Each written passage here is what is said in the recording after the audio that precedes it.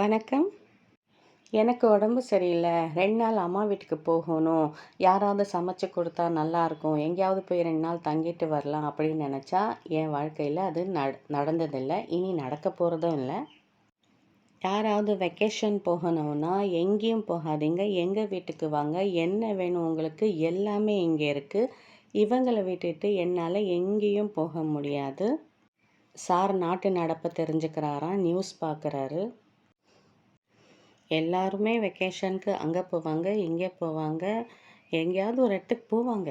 But என் வாழ்க்கையில் அதெல்லாம் நடக்காது. இனி நடக்கவே நடக்காது. தெரிஞ்சு போச்சு. இவங்க எல்லாம் தான் என்னோட குட்டீஸ். இங்கே பார்த்தீங்களா புறா? இது கூட இருக்கு எங்கள் வீட்டில்.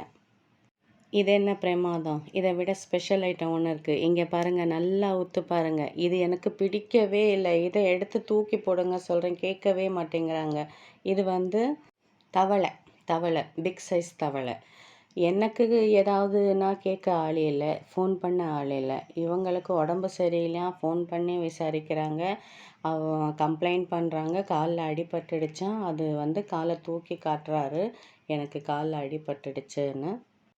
நான் சரியாக பார்த்துக்கலையாம். இப்போ நான் தவளை காமிச்சேன்ல, அவர் வந்து காலையில் தான் வருவார். நைட்டு ரவுண்ட்ஸ் போயிட்டு காலையில் தான் வீட்டுக்கு வருவார். வந்து அந்த செடியில் எங்கள் வீட்டில் ஆமை ஒன்று இருக்குது. அதுவும் இப்போ வெக்கேஷன் போயிருக்கு. அப்பப்போ வரும். நான் இன்னொரு தடவை உங்களுக்கு வீடியோ எடுத்து காட்டுறேன். அப்புறம் ஒரு கிளி இருக்குது. அதை நான் காமிச்சா எனக்கு ஜெயிலு தான். அதனால் அதை கொண்டு போய் நான் ஜூவில் விடலான்னு ஐடியா பண்ணிகிட்ருக்கேன். விடும்போது உங்களுக்கு காட்டுறேன். எனக்கு எங்கள் சித்தியோட சமையல் சாப்பிடணுன்னு ஆசையாக இருந்துச்சு.